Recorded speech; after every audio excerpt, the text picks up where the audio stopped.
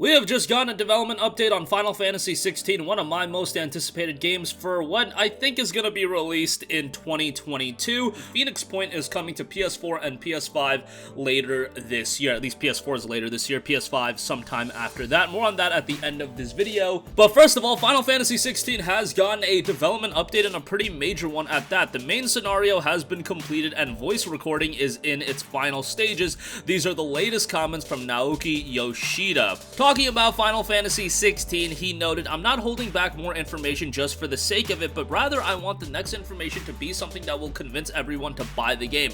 The visual quality is a given, but battles and other unannounced major features will be included, and I want to present it like bam, so nothing new until I'm satisfied." He added, "I was thinking of showing something for Tokyo Game Show, but I don't think we can meet that deadline. Probably. I want to show you guys something, but hope you can understand you're going to be able to play it once it's out anyway."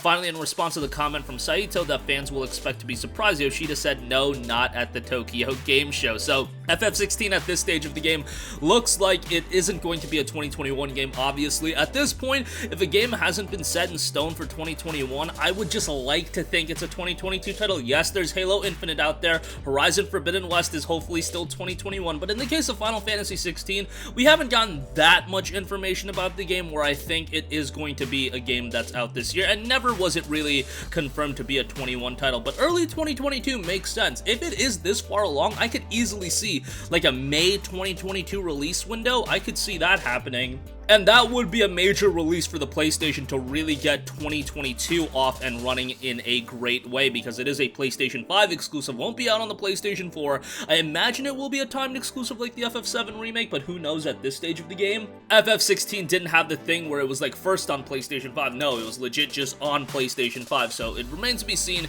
how that is going to be worked out. But if the scenario is complete and voice recording is in its final stages, I'd like to think again that we are nearing endgame for the development of this game. But given it's July, you know, if voice recording finishes up in like October, you want to put the finishing touches on it, then the game has to go gold, and then it can be finally out, which would, in my head, bring us to around April, May, June, and I think that makes a lot of sense for Final Fantasy XVI's release window. And I like what Yoshida's doing. He's just like, yo, I'll give you guys all the information when I'm ready to give you guys the information. It seems like he's of the mindset, bro, we saw what they did with FF15. They literally held an event to announce the release date of the game, and they delayed the game after that. Even still, and we all know about FF15's tumultuous development cycle. I'm sure he's trying to avoid the pitfalls that FF15 had, because I just thought that was like a complete train wreck, and I've been following FF15 since it was Versus 13, and that was just very, very sad to see how that game turned out, and, you know, the development leading up to that game more so than anything. The game itself was alright. The story was kind of a disjointed mess, but hopefully with FF16,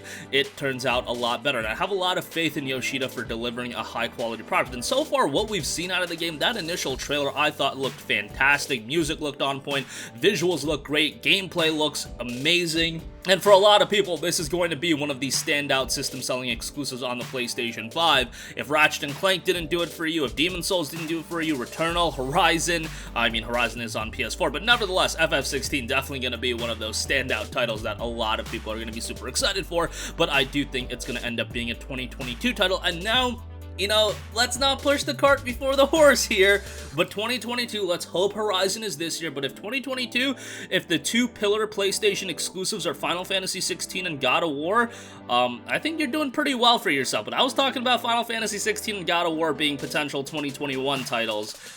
You know, they told us God of War was 2021. I had been saying that, you know, I think it's going to get delayed, but I was taking them at their word for a while. But let's see. Hopefully those two games round out a very, very successful lineup for PlayStation in 2022, because that's pretty, those are two pretty solid titles to have in your back pocket. And that's generally what you get. You usually get two major exclusives a year, and then you'll get like some smaller titles, some smaller first-party titles being released to round out the lineup. Like this year, I would consider Ratchet & Clank as a major release, and then Horizon is hopefully going to be a major release this year, and then Returnal, yeah, that was kind of a major release, but Housemarque's a little bit under the radar, so that was kind of a lower key release. And then you have other lower key releases like Destruction All-Stars and whatever the case may be on that, but you guys get the idea.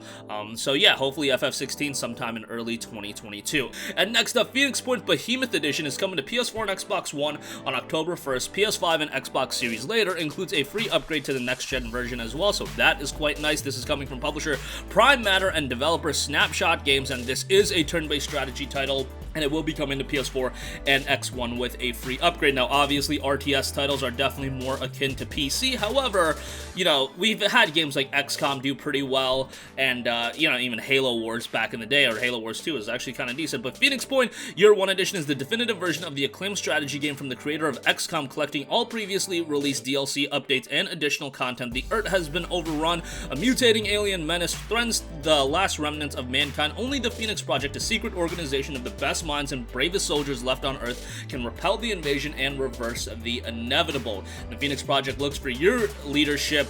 Research and develop new technology, explore a ravaged globe, build your bases, manage resources, and dominate the battlefield. The game notes tons of content: mutating alien menace, uncover the secrets of the Pandora virus, manage diplomatic relations, take aim on the battlefield, and next-gen tech with classic pedigree.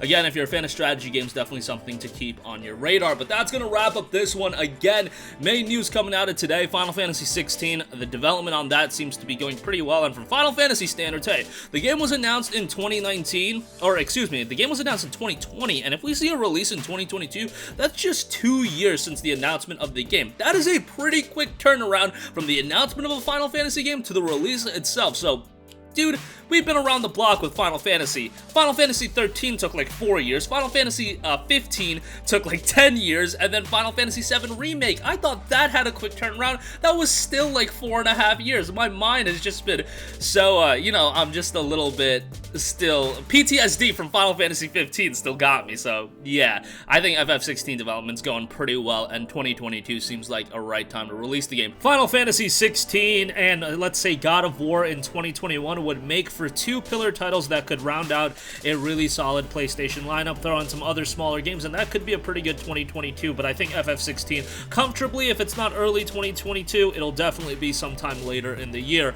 And then we also got Phoenix Point coming to PlayStation 4 October, and it will be coming to the PlayStation 5 with a free upgrade, so that is always going to be nice. It is a real-time strategy game, so it might not be up all your guys' alley, but definitely if you want to explore that genre, might be something to check out.